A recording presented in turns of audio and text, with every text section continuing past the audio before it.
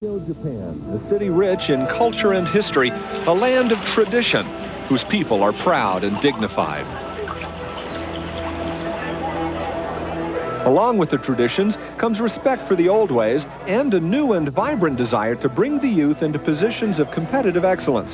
The Tokyo area is also a metropolis of 27 million people, twice the size of New York, with a reputation for industry and competition.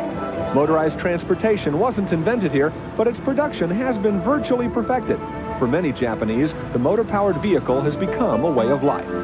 Today, the world's top makers and riders of motorcycles meet here at the Tokyo Dome as motocross comes indoors. It's the Tokyo Dome Supercross. Hello, everybody. I'm John Neighbor. The sport of motocross made its debut on ABC's Wide World in the 1960s. It was dominated by the Europeans in the 70s and saw the Americans gradually regain control in the 80s. Well, today, ABC's Wide World of Sports brings us a slight variation on the sport of motocross. Now, joining us today is Gary Gerald. And Gary, what's the distinction between moto and supercross, and why do they call this one super? It's super, John, because all of the action is right in front of you. Unlike motocross, which is held out on natural, rugged terrain, they bring the show into a stadium where sports fans normally get together to watch football or baseball. It's a man-made obstacle course loaded with spectacular jumps and challenges.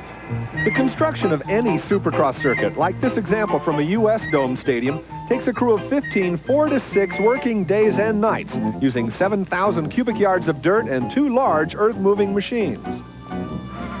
Here at the Tokyo Dome, when that starting gate drops, the field charges across this wide, relatively smooth portion of the circuit before it funnels into the first turn and the first series of obstacles. Most of the riders will clear 2 jumps, then a single, make a hard right-hander, and over this set of triple jumps, leading then to Tabletop Mountain that'll later mark the finish line. Another right-hander sets up the highest jump on the course. They'll be airborne as high as 20 feet. They'll pound through 2 more jumps, make another vicious right-hander, and set up for the washboard or the rocker section. You can almost feel the punishment that every rider takes. They make a left-hand turn. You can see how already this course is rutted up. Steering is difficult in the loose soil. They swing to the left, pound through another set of obstacles called stutter bumps or whoop-de-doos. And then they'll kick to the right, and the lap is virtually complete. It's a lap that takes less than 45 seconds. There's constant pounding from the impact. There's not a moment to rest on a circuit that measures just under 1/3 of a mile. To get into the final, a rider must place in the top 4 in either of the first 2 heats. The remaining riders meet in 2 semifinals to select 10 more finalists. For those yet to qualify, there's one last chance, but he'll have to place in the top 2. Now, the competitors who will be facing these dangerous challenges are the finest in the sport, predominantly from the United States. But, Gary, what ingredients make a champion in Supercross? This is a sport that requires tremendous individual strength, endurance, and stamina, and then you've got to mix in this sense of reckless abandon as they attack the course. Now, several men will be in the spotlight today, foremost of which, not an American, a Frenchman, Jean-Michel Bayle. Earlier, he was a convincing winner in the second qualifying heat. He's a 2-time world motocross champion who has been the most successful rider in the U.S. Supercross circuit this year. Then there's Damon Bradshaw, a brash 18-year-old challenger with the potential to be the next superstar of the sport.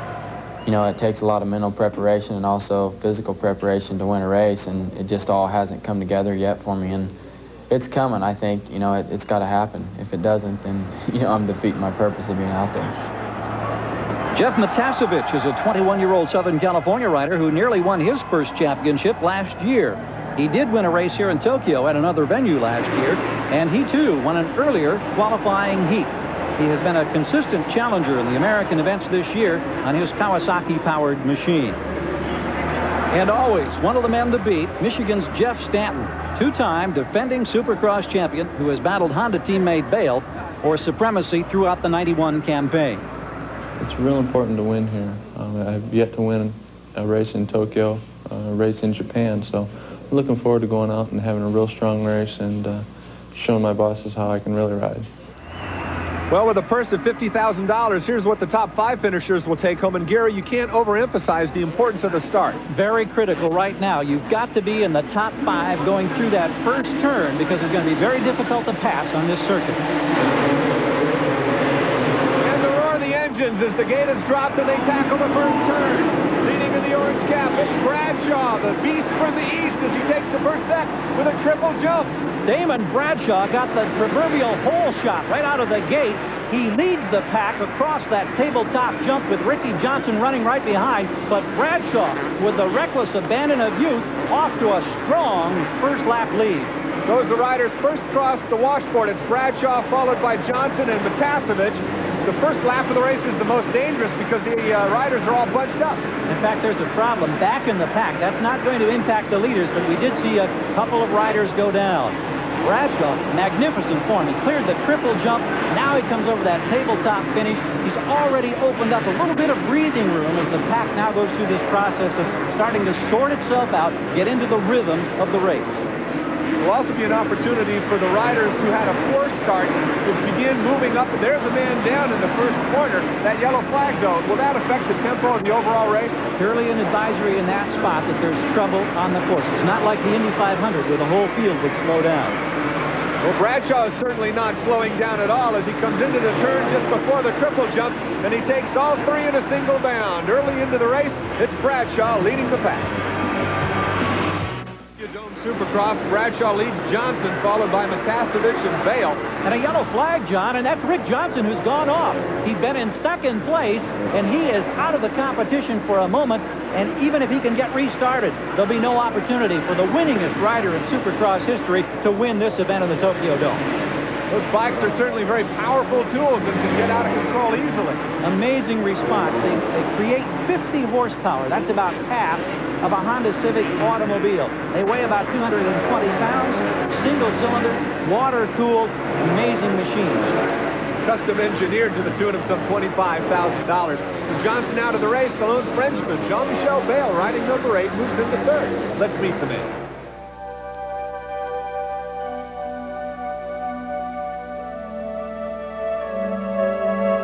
Growing up in the small town of Manosque in the south of France, Jean-Michel Bayle dreamed of racing with the best and beating them all. Before long, he was motocross champion of the 125cc class, then again on the bigger 250 bikes. But it all came too easily. He wanted more. Supercross, the way the Americans do it. I want to ride in the US for the championship because I think the best rider is here, and if I want to be the best in the world, I have to win in US. So it's my choice, and I give to me just 2 years for do this, and after I'm going to be come back. For those 2 years then, he left his home and family behind to live in Redondo Beach, California. Edwige Malisha, his girlfriend, came along to keep him company and offer support. One thing Jean-Michel really misses is rock climbing, which he did nearly every day in France. So he built himself a wall in his own backyard. I think it's a good practice for motocross. I have to use my arm a lot, and you know, you have to think a lot, and every time you take a risk, you know, it's a big risk. So it's a little bit like motocross. In life, Jean-Michel obviously favors risk, but having fun is his personal method for winning. I like to do what I want to do. So right now I want to be champion in US, in Supercross, so I try to do everything for this. So I just want to do all my dream and try to make all my dream come true. So Bayle continues to chase his dream as he does chase second place, currently held by Jeff Matasevic. But he came to the United States to discover the best driving in the world. Why are the Americans so dominant?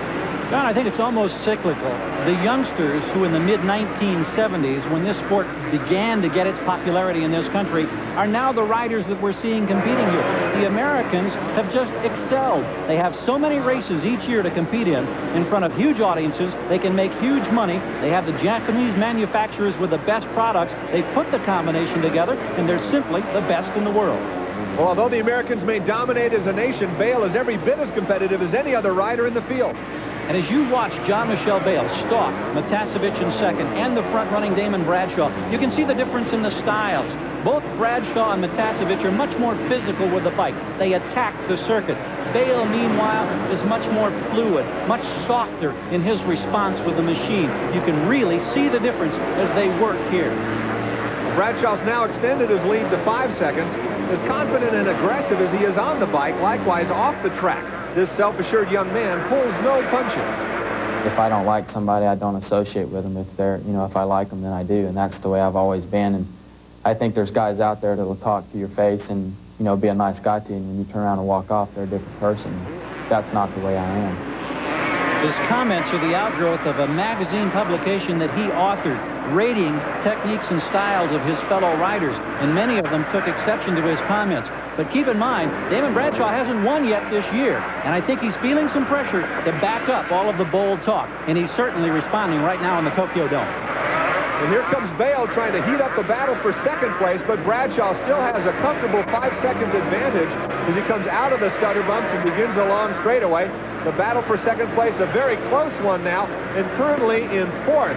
Here comes Mike Kiedrowski, a 22-year-old, followed by Jeff Ward, the two-time national champion, and of course, Jeff Stanton, number 1. And John, it's interesting to note that of the 6 men that you just mentioned in the top 6 spots, all of them, with the exception of Jeff Ward, are 22 or under. Ward is the old veteran of the sport at age 29. No question, this is a young man's sport. Well, the young men are battling it out for second place, a very hot-fought contest.